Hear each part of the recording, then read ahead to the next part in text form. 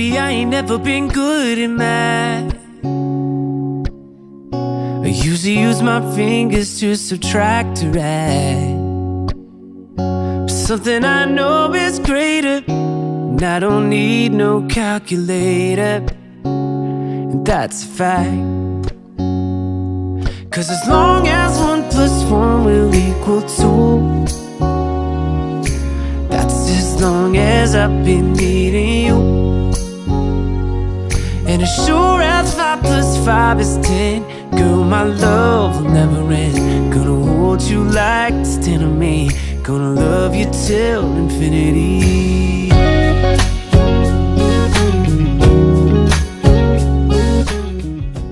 Bonjour tout le monde, j'espère que vous allez bien. Aujourd'hui on est dimanche 3. On est à une semaine logiquement du début du déconfinement. Logiquement, je dis bien parce que...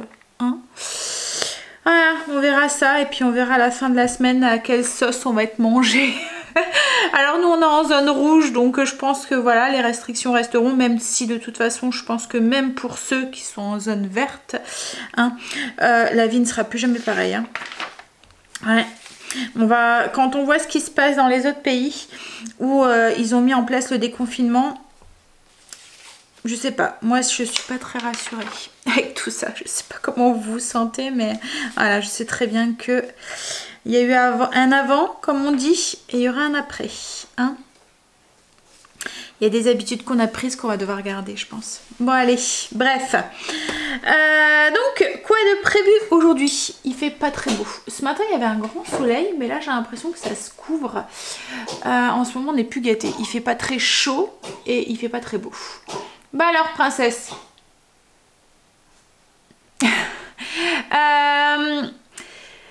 Greg est parti au potager. Là, moi, je vais me mettre en cuisine parce qu'il est déjà passé 10h30. Je voulais faire une pâtisserie. En fait, en ce moment, tout à l'heure, je dis à Greg, tu veux quoi comme gâteau? Il me dit, mais t'as fait des gâteaux hier et il en reste. Je dis, bah oui, moi, ça m'occupe de cuisiner. Alors, comme moi je peux pas, enfin voilà, c'est pas que je peux pas, c'est que je veux pas en manger trop parce que, j'ai pas envie que mes fesses me disent merci à la fin du confinement, mais lui voilà, il peut manger tout ce qu'il veut, il prend pas un gramme, c'est pas juste. Donc du coup je lui dis, moi je veux bien cuisiner, mais toi il faut que tu manges, voilà. Donc j'ai fait des gâteaux hier, je vous les ai partagés sur Insta. J'ai fait des petits muffins au chocolat. Bah alors princesse, je sais pas, elles tous. On a l'impression que c'est passé par 3 tartes. Donc oui, j'ai fait des muffins au chocolat et au yaourt grec. Je vous expliquais hier sur Insta que j'avais pas mal de yaourt grec d'avance parce qu'à un moment c'était la folie à la maison et puis là il n'y a plus personne qui en mange. Donc du coup j'ai 2 gros pots d'1 kg de yaourt grec qui vont pas tarder à être en date de péremption. Donc j'ai voulu les faire passer. Et j'ai testé et franchement ils sont bons. Alors Greg m'a dit il manque juste un peu de sucre, mais c'est parce que moi j'ai remplacé le sucre par du du Sugarly. Donc du coup il y a des moments je n'ose pas trop en mettre parce que j'ai peur que ce soit trop sucré. Et il y a des moments il y en a, voilà, je dose pas trop bien. Donc là il m'a dit il manque juste un tout petit peu de sucre à son goût parce que moi je les ai goûtés, franchement voilà, je trouve que c'est bon. Mais autrement oui, ils sont bien moelleux, ils sont bons. Donc qu'est-ce que je voulais vous dire? Le programme d'aujourd'hui, logiquement, ça va être tranquille. Je vous mets le lien de la recette aussi. Il est sur Insta. Vous avez la recette et vous avez la recette aussi sur Trello. Je vous mettrai une petite photo là pour vous montrer. Ce que j'ai fait aussi hier et c'est ce que j'ai mangé ce matin, j'ai fait de la brioche. Parce que hier soir, notre repas, c'était... petit déjeuner ou dîner. Donc j'avais fait une brioche au mascarpone. C'est une recette que je vous ai déjà partagée. Je cherche mon téléphone. Une recette que je vous ai déjà partagée et franchement elle est trop bonne. Quand on l'a mangée un peu tiède là, ça faisait longtemps que je l'avais pas faite. Et quand on la mange un peu tiède comme ça, et ben elle a un goût de... un peu de croissant chaud là, vous voyez, trop bon. Donc pareil, elle est sur Trello et vous retrouverez aussi la recette aussi sur Insta. Je vous mets une petite photo ici. Qu'est-ce que je vous ai partagé d'autre ce week-end? Pas trop, rien d'autre je pense. Vendredi, j'ai cuisiné quoi vendredi? Rouleau de printemps. Ah, la pizza étoile au saumon fumé. Je vous mets aussi une photo aussi. La recette aussi est sur Insta aussi.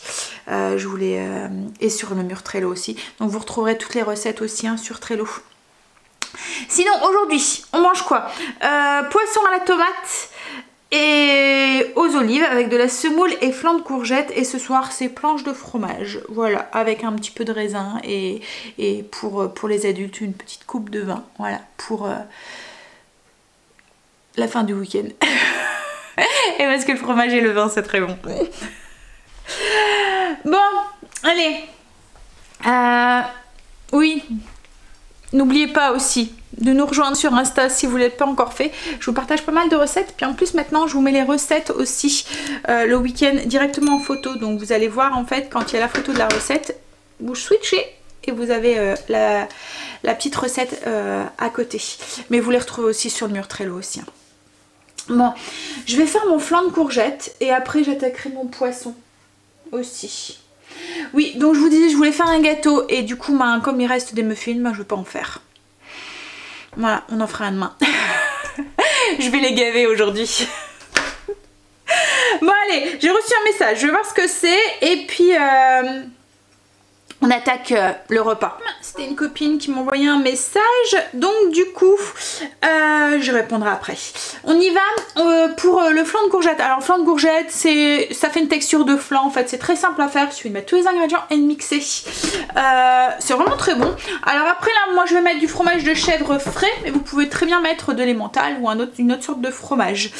Donc tout ce qu'on a besoin, c'est une courgette. Alors je vais faire 4 beaux flancs on va dire individuels. Donc une courgette, une petite échalote, 50 g de fromage, donc là moi je vais mettre du fromage du chèvre frais,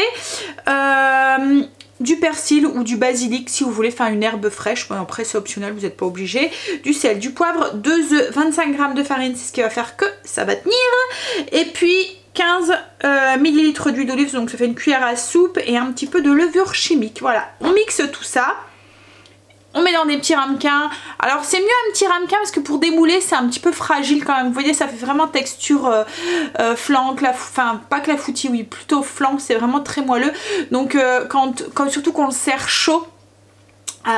Donc quand vous le coupez, quand vous faites en grande version, voilà, ça fait un petit peu plus ragoûtant dans l'assiette qu'en version individuelle quoi en fait. Voilà, c'est un peu plus compliqué à servir. Et ensuite on le fait cuire au four à 180 pendant 20 minutes.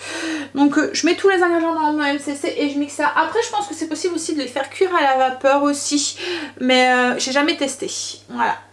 Mais je me demande si on pourrait pas les faire cuire, vous voyez, dans le panier vapeur du MCC. Mais au four ça fait une petite croûte croustillante au-dessus, ça dore un tout petit peu. Alors qu'à la vapeur ça rajoute de l'humidité dedans.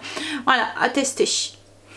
Allez, j'y vais, je fais ça et ensuite on attaque le poisson. Je vais vous montrer du coup ce que ça donne. Alors surtout n'utilisez pas une courgette trop grosse quoi en fait, une courgette moyenne, vous voyez, pas les toutes petites, mais voilà. Parce que autrement vous allez avoir quelque chose de trop liquide. Il faut avoir une consistance style pâte à crêpes pour vous donner une petite idée. Ça fait une courgette, je vais vous montrer un petit peu. Je vais la peser, je vais en peser une. Hop, j'en ai une deuxième là. Voilà, j'en ai mis une. Oh, vous êtes dans le noir. Je suis à contre-jour.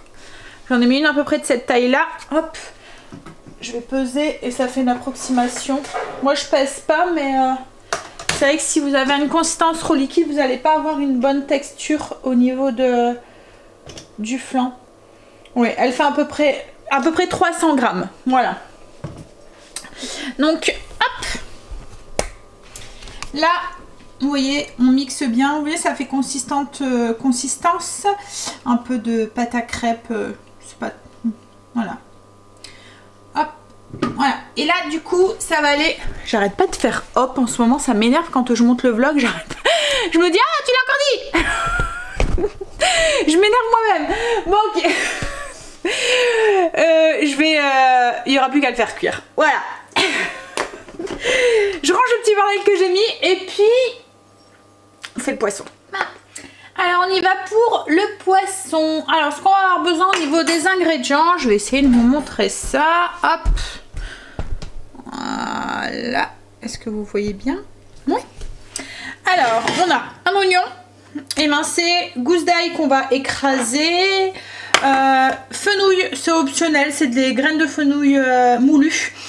Voilà, vous n'êtes pas obligé, mais je trouve que ça va bien avec le poisson et avec les saveurs qu'on va mettre là. Des olives noires, alors moi j'utilise des olives noires à la grecque, je trouve que c'est les meilleures olives noires. Les autres dans le jus, alors j'ai su il n'y a pas longtemps par une d'entre vous qu'il y avait un truc qui n'était pas bon pour la santé dedans. Et puis en plus, je les trouve, enfin franchement le goût il est pas top quoi en fait. Donc moi j'utilise seulement celles qui sont à la grecque et là elles sont naturelles, c'est vraiment écrit olives noires. Des petites tomates cerises, du poisson blanc, donc... là moi c'est du cabillaud que j'ai pris, enfin c'est Greg qui les a achetés. Il était surgelé, je l'ai décongelé et je l'ai coupé en petits morceaux. C'est optionnel aussi, c'est parce que je trouve que c'est plus facile pour retourner. Parce que de toute façon je pense que si on met un filet entier, quand on va le retourner on va se retrouver avec des petits morceaux. Mais bon c'est pas grave. Ensuite jus de citron, une cuillère à soupe de jus de citron, une boîte de tomates concassées ou de tomates pelées. Moi j'utilise tout le temps des tomates concassées parce que j'ai pas besoin de les couper. Je suis fainéante. Une cuillère à soupe d'huile d'olive, du sel et du poivre, et il y a aussi du vin blanc, 100 ml de vin blanc pour déglacer la poêle, et à la toute fin on mettra aussi un tout petit peu de basilic. Donc là dans ma poêle, hop, on va mettre une cuillère à soupe d'huile d'olive et on va faire revenir tant bien que mal le poisson. On essaie de le faire dorer un tout petit peu.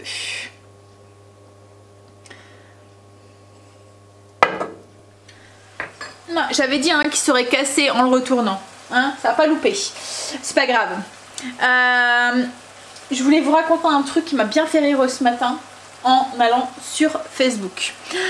En fait, comme je vous ai déjà dit, on habite vraiment à la frontière en fait. Nous, au bout de notre rue, c'est la Belgique. Donc vous faites une vingtaine de pas, c'est la Belgique quoi, en fait. Et au bout de notre rue, on a une friterie. La friterie est vraiment à la frontière. Donc quand je vous dis à la frontière, c'est que la moitié de son magasin, la moitié de la friterie est... Enfin même pas. En fait la friterie même est en Belgique, mais elle a un parking qui est juste à côté, qui est côté France. Vous voyez? Donc en fait le parking est français, la friterie est belge. Donc pour pouvoir continuer à servir ses clients français, et ben en fait elle leur demande de passer par le parking et ils servent à la fenêtre qui donne sur le parking. Alors les Français qui veulent des frites, ils vont du côté parking pour aller, ils sont servis à la fenêtre, et les Belges ils vont du coup à l'entrée habituelle quoi en fait. Mais je trouve ça complètement idiot quoi en fait.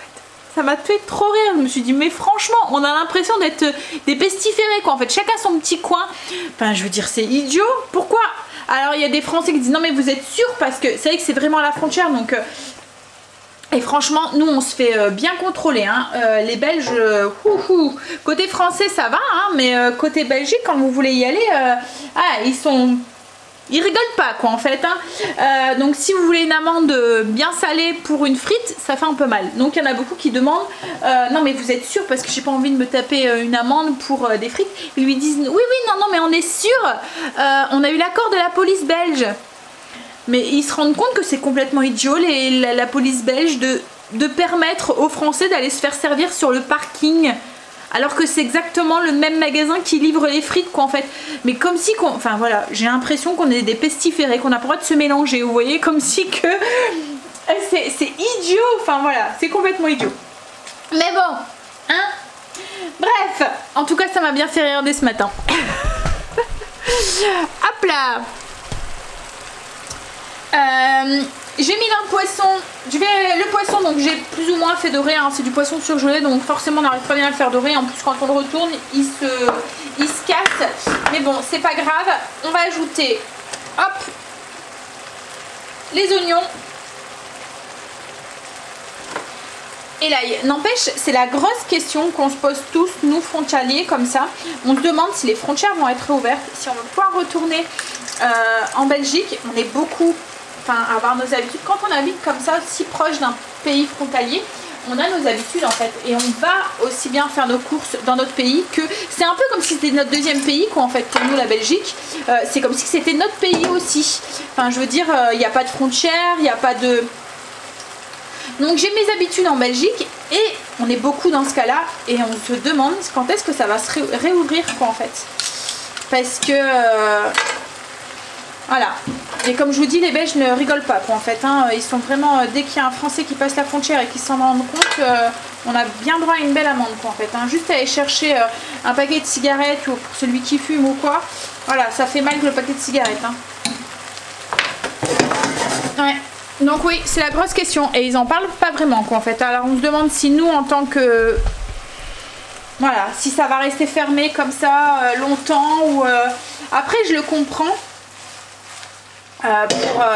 Que voilà, chaque pays veut protéger son pays, hein, mais c'est vrai que pour nous qui sommes frontaliers comme ça, par exemple nous, vous voyez avec le cercle avec les 100 km qu'on a droit autour de chez nous, et ben nous en fait on perd la moitié de notre cercle en fait est en Belgique, donc du coup on perd la moitié de notre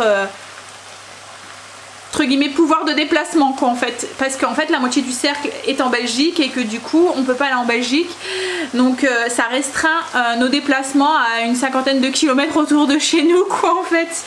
Heureusement on a toute notre famille qui est plus ou moins autour de nous, mais enfin famille proche quoi en fait, nos parents, nos sœurs et tout, mais ouais. Du coup, c'est la grande question. Est-ce qu'on va pouvoir un jour retourner en Belgique? Enfin, avant cet été, quoi, en fait. Parce que, à part pour ceux qui travaillent, voilà. Et même ceux qui travaillent comme Greg, là où il travaille, il y a un magasin qui est juste à côté du...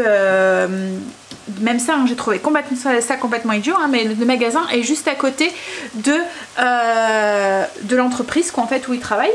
Et les ouvriers, enfin le personnel a l'habitude d'aller chercher vous voyez, de quoi manger le midi ou quoi, surtout qu'en plus ils ont les tickets restaurants belges en fait pour justement pouvoir manger là le midi sur place, donc il a voulu aller chercher de quoi manger une salade, vous voyez, toute faite avec un sandwich en Belgique, donc le magasin il y a même pas enfin 100 mètres de l'entreprise quoi, en fait il a voulu y aller. Et en fait, ben, il n'y a pas eu droit. Il s'est fait réprimander par la police belge, quoi, en fait. En fait, s'il veut aller chercher à manger, alors même si, mettons, il voudrait aller à la friterie du coin en Belgique ou chercher un sandwich ou quoi, ben, il peut pas. Donc, il y a les tickets restaurants pour lui aller manger, mais il est obligé d'aller chercher à manger en France et de revenir après en Belgique. Voilà, je trouve ça complètement idiot, quoi, en fait. Donc, il n'y a même pas le droit d'aller faire 2-3 courses en Belgique alors que c'est juste à côté. Même pour lui manger, il n'y a pas le droit. Il y a des choses qui sont pas très logiques en fait dans leur...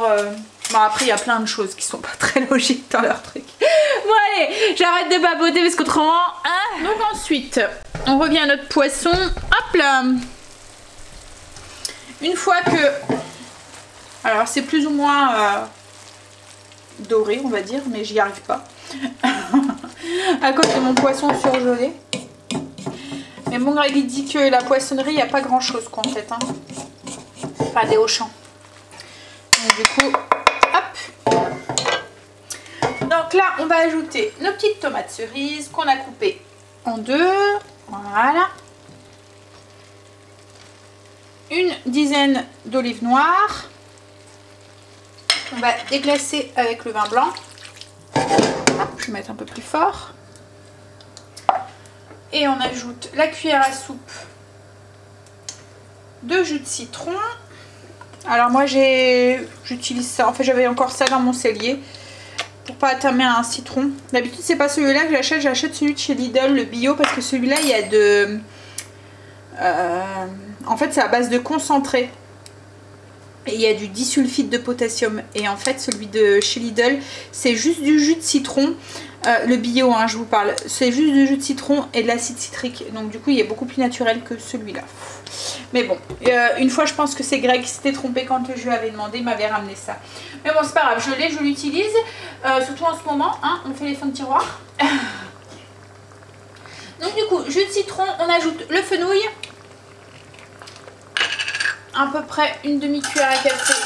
Hop, de fenouil. Alors je suis embêtée avec ces pots parce que mes cuillères ne rentrent pas dedans. Et on va saler, poivrer.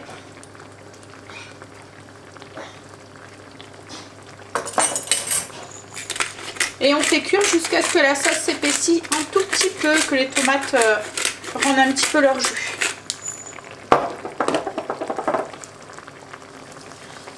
Alors je vous conseille de pas trop mélanger avec la fourchette dedans parce que le poisson se démêle. Il vaut mieux mélanger comme ça. Avec la poêle. Voilà.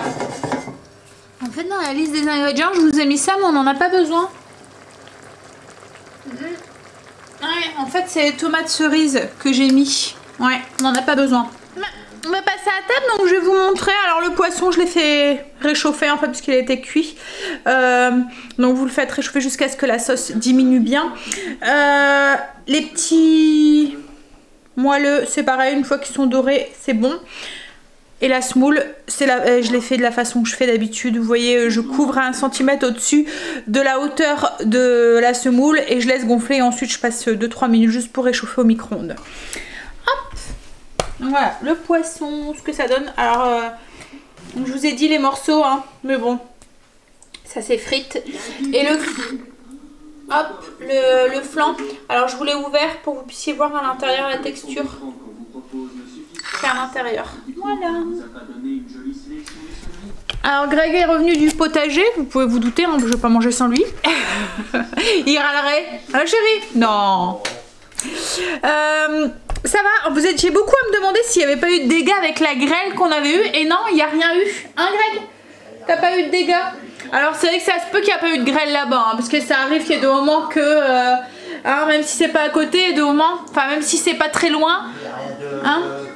Mais même tes salades et tout, ils ont rien eu du tout? Non? Bon. Voilà. Donc du coup non, on n'a pas eu de dégâts, heureusement. Et là ce matin, les pommes de terre, il m'a dit qu'ils commençaient à sortir.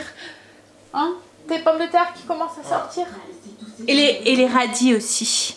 Voilà, dans pas longtemps, peut-être que si les bébêtes ne viennent pas les manger. Hein? Ouais, on va manger. Il est déjà 15h30 et j'ai pas fait grand chose à part traînailler sur le PC. Là je vais faire mes baguettes et la dernière fois quand j'ai fait mes baguettes il y en avait beaucoup à me demander comment j'avais fait. En fait c'est ma recette de pain que je fais d'habitude, en fait mon pain au levain. Le seul truc c'est la forme qui change. Je vais faire rentrer princesse. Voilà, c'est exactement la même recette de pain de d'habitude. Donc avec mon levain, 500 g de farine, 200 g de levain, 10 g de sel et 250 ml d'eau. Voilà. Par contre là je vois mon levain, je le nourris plus parce qu'on n'a pas trouvé de farine de seigle en fait. Donc du coup je le nourris avec de la farine blanche et je le trouve beaucoup moins... Enfin, la texture de mon pain elle a changé en fait. Voilà. Je trouve que mes baguettes hier, ce que je vous ai montré à Greg, elles sont différentes en fait. Elles sont plus si jolies en fait qu'avec la farine de seigle. Donc j'ai hâte de retrouver de la farine de seigle. Bref, c'est pas grave. Donc en fait pour ma recette, parce que moi d'habitude c'est un pain, un levain qui est nourri à la farine de seigle en fait.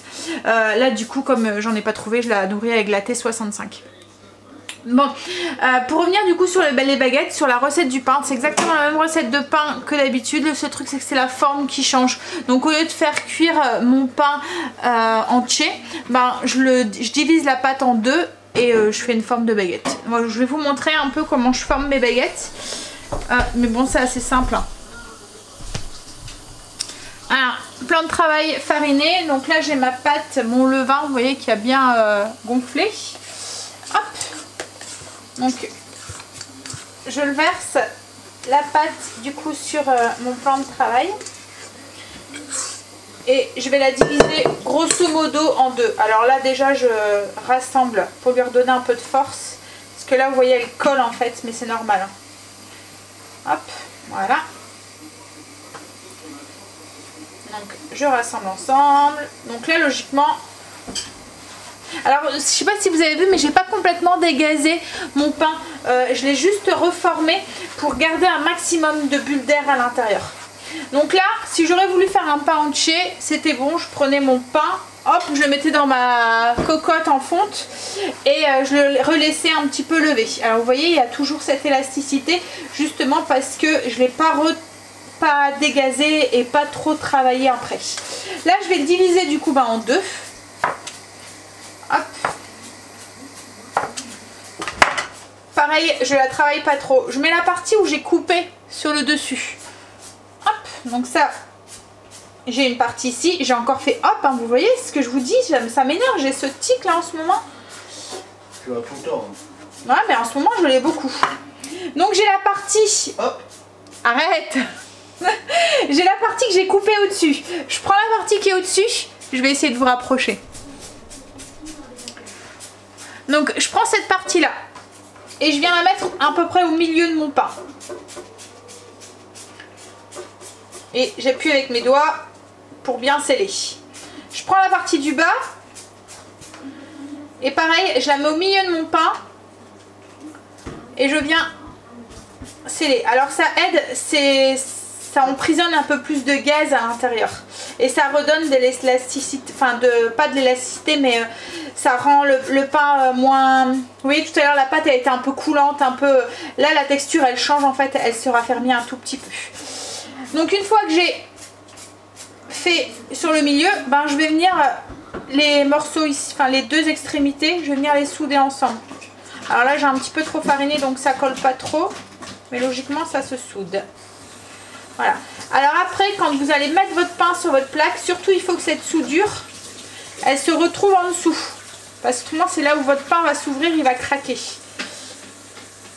Donc, voilà, donc là vous voyez déjà j'ai ma pâte qui s'est un petit peu allongée, j'ai déjà pratiquement une forme de baguette. Donc là je ne mets plus bas, enfin plus haut sur mon plan de travail. Et je vais venir avec mes paumes de main, un peu comme je fais d'habitude.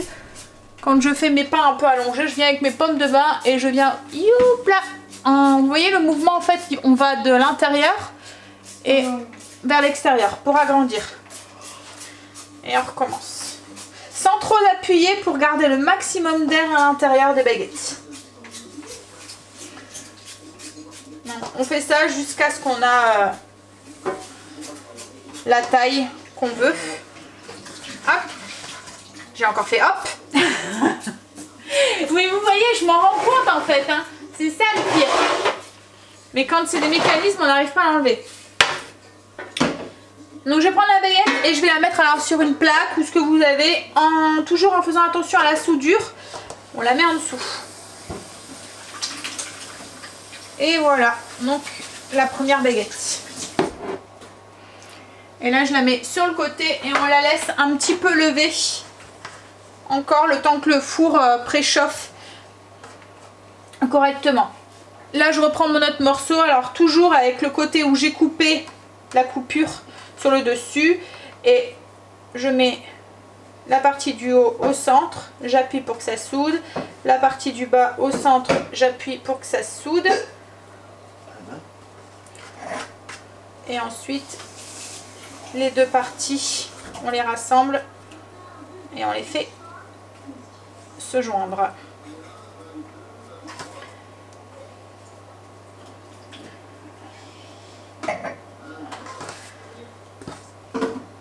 On met en haut et le mouvement pour former la baguette. Bon, après les baguettes elles sont pas forcément régulières et tout hein, c'est des baguettes artisanales, mais après je me dis, enfin c'est fait maison, après je me dis que souvent les boulangers, leurs baguettes non plus elles sont pas super régulières quoi en fait. Donc vous allez mettons, alors je sais pas une grande référence hein, mais si vous allez chez Marie Balachère par exemple, leurs baguettes elles sont pas forcément régulières hein. Il y a des moments il y a des petits bouts, d'un côté elle est grosse, enfin voilà. Même si je préfère les baguettes régulières parce que je trouve que quand on coupe il y en a pas un qui a un petit bout et l'autre qui a le petit, qui a le gros bout, mais voilà. Le principal c'est le goût hein. Alors pour la recette exactement, comme je vous ai dit, moi c'est du pain au levain, je vous renvoie sur ma vidéo où je vous explique tout sur le levain. Alors après si vous voulez faire à la levure, c'est tout à fait possible, c'est la même technique. Peut-être que visuellement vos baguettes seront différentes parce qu'on n'a pas la même croûte. Enfin il faut vraiment tester le pain au levain pour se rendre compte de la différence entre le pain à la levure et le pain au levain en fait. La croûte elle est différente, la mie elle est différente, le goût il est différent. Franchement c'est deux choses complètement Voilà, mais c'est complètement possible de le faire avec de la levure. Alors ensuite, il y a beaucoup d'entre vous qui m'ont dit aussi qu'ils ne trouvaient pas de la levure de boulangère. Alors quand moi j'ai pas de levure de boulangère, comme on préfère au goût le pain au levain et que juste que j'ai pas de levain, vous voyez que j'ai fait une bêtise avec mon levain, que mettons je l'ai tué, ce qui m'est arrivé une fois, ou que j'ai oublié de le nourrir, ou des choses comme ça. Alors là j'en ai plus, donc je peux pas vous montrer l'emballage, mais j'achète au magasin bio, où on en trouve aussi à Auchan, dans le rayon bio, il y a certains magasins où on en trouve aussi. C'est du levain ferment, alors si je le dis bien, ça doit être fermenticide, ou ferment... Je vais regarder pour pas que je vous dise de bêtises, mais en fait c'est un levain déshydraté, il y a un petit peu de levure dedans, mais ça remplace avantageusement le levain ou la levure. Donc si vous trouvez pas de levure de boulanger, essayez d'aller voir. Ce que j'essayerai de faire, c'est de vous mettre le lien en barre d'infos de l'image si vous voulez aller voir. Donc vous trouvez ça en magasin bio. On en utilise un petit peu plus que la levure traditionnelle, mais voilà, plutôt que de ne pas trouver de levain et devoir vous priver de pain maison. Et je vous dis, si vous voulez pas vous lancer dans le levain, c'est un bon substitut aussi, si vous voulez retrouver le goût et la croûte du levain. Voilà. Magasin bio ou rayon bio, je me demande, comme je vous dis, je me demande si j'en ai pas déjà vu à Auchan. Je range mon plan de travail parce qu'il y a plein de farine dessus. Un petit café et un petit muffin au chocolat au yaourt grec. Je vais vous montrer la texture à l'intérieur. Et je vais aller remplir mon agenda. Est-ce que vous voyez? Voilà. Ouais. Ils sont tout moelleux. Ils sont vraiment très très bons quoi en fait. Ouais. Et je pense que je vais creuser un petit peu plus cette histoire de yaourt grec en fait dans le gâteau. Parce que là du coup, il n'y a que dans toute la recette, donc j'ai fait une quinzaine de muffins, dans 18 muffins, pas très gros hein, mais 18 muffins, et en fait dans toute cette pâte il n'y a que 30 grammes de beurre dedans, enfin d'huile, voilà. Donc en fait le gras, le beurre en fait, elle est la matière grasse, elle est remplacée par le yaourt grec. Alors par contre c'est un yaourt grec entier, enfin vous voyez, pas léger quoi en fait, que j'ai pris. Ouais. Je vais manger ça, je vais remplir mon agenda et ensuite, je sais pas ce que Greg est parti faire, mais je pense qu'après il va faire ses patates douces. Elle a bien germé, donc et comme la première qu'il a fait ça a fonctionné, on va vous partager, enfin la première, pour l'instant on sait pas si ça va donner, mais ça a repris en fait. Donc on va vous montrer, je vais vous montrer comment il a fait en fait, ça peut intéresser certaines d'entre vous qui ont un potager. Ça fait sacrée économie, n'empêche si ça fonctionne, je serais bien contente parce que quand on voit les prix des plants de patates douces, pour avoir un plant c'est super cher quoi en fait. Donc voilà, mon four est à température, donc je vais enfourner les baguettes. Je vous montre, donc là elles ont bien relevé. On va faire une incision. Alors moi j'en fais 3 comme ça. Prenez un couteau qui coupe très très bien ou une lame de rasoir. J'en avais un mais voilà, je sais pas où il est. Hop, donc on vient faire alors moi j'en fais 3. Et ensuite bah, on enfourne. Alors je mets pas mon four à fond moi pour les baguettes parce que je trouve autrement que la croûte, enfin ils ont pas bien le temps de lever. Alors et pour le petit coup de buée, moi j'utilise un pulvérisateur et je pulvérise à l'intérieur. Quand je mets mes baguettes, je donne un petit coup de pulvérisateur à l'intérieur et je fais ça tous les 5 minutes pendant 15 minutes quoi, 3 fois. Et après je stoppe et je laisse cuire mes baguettes et dorer. Voilà. Donc là, je viens de les mettre. Je mets mon petit coup de vapeur. Je vous fais montrer. Il va faire ses patates douces. Alors, vous voyez comment ça a grandi. Et en fait, c'est en train de... Alors, je ne sais pas si on voit bien, mais si on voit. Là, c'est en train de faire des racines directement sur la pomme de terre. Alors, on voit là, elle est en train de prendre racine aussi dans la terre. Mais ça a super bien fonctionné. Alors, il y en avait acheté des bio. Et pas moyen de les faire germer. Ah par contre là tu vois c'est rempli de racines Greg, donc peut-être que celle-là est en train de prendre en fait. Non, c'est les autres. C'est celle-là. Oui. Ah celle-là il y a les racines là, il y a des racines là qui sont en train de se... Mais là il avait acheté des bio et en fait elles ont pas germé, elles pourrissent. Alors que celles qui a acheté à grands frais, elles sont en train de germer. Donc voilà, si vous en cherchez, allez chercher. Et là elles sont en train de faire plein de germes. Là aussi celle-là elle est en train d'en faire, il y en a là aussi. Donc ouais, ça fonctionne bien. Donc là en fait il va couper, il va couper juste en dessous du petit truc où il y a des racines, et il va le mettre dans la terre. Voilà, tout simplement dans un pot de terre bien mouillé. Et alors au début, le premier jour ça avait tout fané, hein, les feuilles elles avaient fané. Non, mais... Et puis ouais, comme si que voilà, enfin pas fanée, mais voilà, comme si qu'elle avait très très soif quoi en fait. Vous voyez, comme une fleur qu'on a oublié d'arroser ou quoi. Et puis au bout de 2-3 jours, elle a commencé à reprendre. Et puis là elle reprend bien, elle est en haut. Faudrait que j'essaie de vous la montrer. Mais pourtant là c'était qu'une feuille qui avait récupéré. Là il va pouvoir récupérer un petit bouquet parce que ouais, elle a bien poussé. Alors ça c'est la feuille qui avait planté.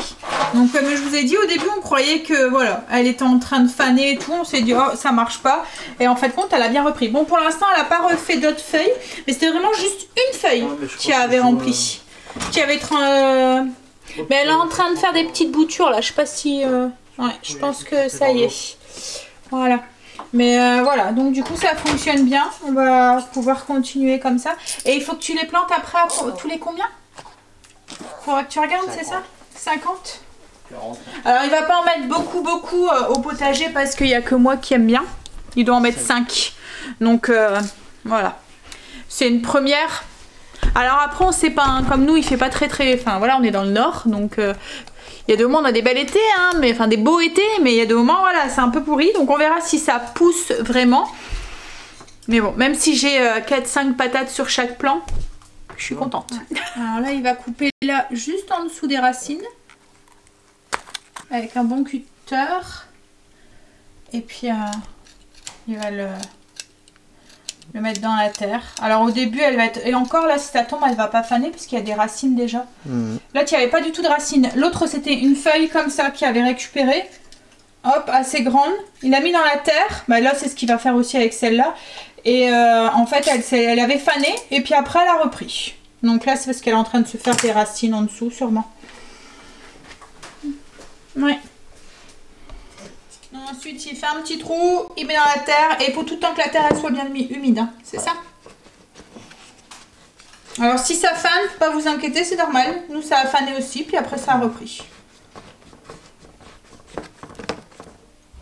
Alors après, il faut les laisser comme ça jusqu'à ce qu'ils commencent à avoir des racines en dessous, je pense. À un moment. Hein. Alors logiquement, on aurait dû le faire avant. Hein. Au mois de septembre, au mois de février, il faut commencer. Là, nous, on ne savait pas. C'est un test. Donc, bon, après, on peut rattraper le retard. Hein.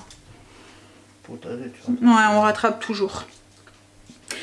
Donc voilà, si vous voulez vous faire des patates douces au potager... Une patate douce qu'on achète à grands frais, elle fonctionne très bien. Et puis on la met dans la terre, on la coupe en deux. Je sais pas si vous avez vu la première vidéo. En fait, il a attendu, il a mis dans la terre, il a coupé en deux, il a mis la côté terre. Mais c'est vrai que la première, mais ça fonctionne mieux aussi quand on les laisse germer en fait, hein, hors de. Oui. Parce que celle-là, elle avait commencé à germer. Il faut le mettre dans l'eau. Ah, il y a plusieurs méthodes, ouais, il y a une méthode aussi dans l'eau. Mais celle-là, elle avait commencé à germer hors de la terre, quoi, en fait. Mais autrement, vous coupez en deux, vous mettez la côté chair dans la terre et vous attendez que qu'il y a les petits germes là qui poussent. Il faut quand même qu'ils soient une assez bonne distance, enfin assez haut. Et il faut tout le temps que la terre elle soit humide, quoi, en fait. Merde. Un autre avec une racine. Ah bah ouais. Je vous ai pas montré mes baguettes aussi, je les ai sorties du four. Mais vous voyez, c'est ce que je vous dis. La croûte, elle est... Bon, elles sont belles hein, visuellement, voilà. Elles sont belles, mais la croûte, elle est pas comme d'habitude quand je fais avec mon levain de seigle, quoi, en fait. Donc voilà. Alors Greg, demain, je lui ai demandé, on va voir s'il va le faire ou pas. Hein, chérie? Mais je lui ai demandé d'aller voir le... Parce qu'en fait, à Auchan, là où il va, ils vendent... Mais c'est vrai que tu vas peut-être pas aller à Auchan, là. Peut-être. Ouais. En fait, ils vendent des sacs de farine. Je vous ai dit, hein, d'habitude, on trouve des sacs de farine, mais c'est de la farine blanche. Donc, je lui ai demandé s'il pouvait pas aller voir s'il y avait un... Déjà, il faut voir s'il y a quelqu'un. Mais s'il y a quelqu'un, s'il pouvait pas aller le voir, et lui demander si ce serait possible de nous vendre 2 kilos de farine de seigle pour pouvoir nourrir mon levain. Voilà. Après, peut-être que ça reviendra en rayon, hein, parce que comme les magasins, enfin, comme les usines et tout, ils commencent à réouvrir. J'ai bon espoir que ça se... Voilà, comme la semaine dernière, il y a retrouvé de la levure en magasin, enfin voilà. Donc les rayons... Ouais, donc c'est les rayons commencent à se remplir, le fait que les usines reprennent enfin le travail reprend, donc peut-être qu'on en retrouvera en magasin quoi en fait. Hein. Le temps qu'on puisse aller jusqu'au moulin, parce qu'il faut qu'on calcule, mais je pense qu'on doit y être hein, dans les 100 km. Ah oui, je dis des bêtises. Déjà pour aller chez ma grand-mère, il y avait déjà... Ouais, c'est vrai qu'on pourrait aller à la mer.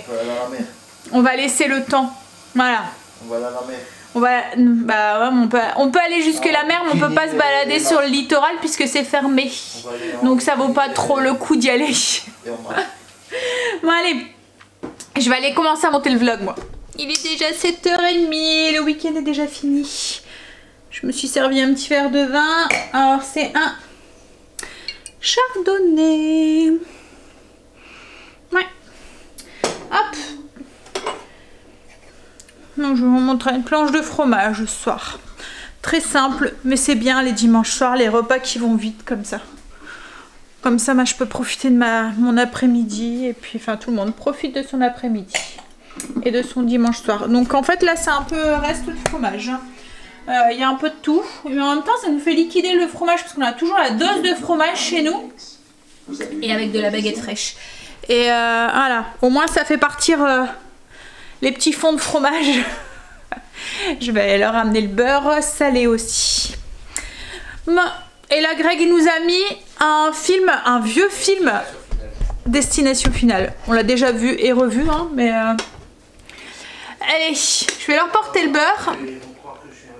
Il aime bien regarder tout le temps des vieux films comme ça. À chaque fois, voilà. Greg, c'est un cinéphile. Hein. Il adore... voilà. Alors que moi je suis pas du tout. Les noms des acteurs, les noms des films, des machins et tout, j'y connais strictement rien. Alors que lui il adore ça. Hein?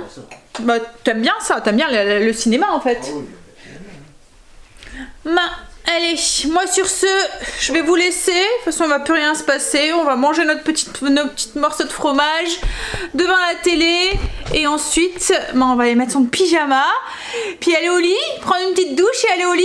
Voilà, pour être en forme pour une nouvelle semaine. Qu'est-ce qu'il y a, chérie? Qu'est-ce qui cocotte? Mais merci. Ouais. Parti pour une nouvelle semaine, hein chérie, une semaine entière en plus cette fois-ci. Parce que lui, il n'y a pas le 8 mai en Belgique. Donc du coup, voilà. Bah oui, je sais que tu t'en fous. Allez, moi je vous fais des bisous et je vous dis à demain pour une nouvelle journée avec nous. Et demain, c'est courses. Greg est content d'aller faire les courses. Allez, je vous fais des bisous, bye, à demain. Baby, I ain't never learned much in class.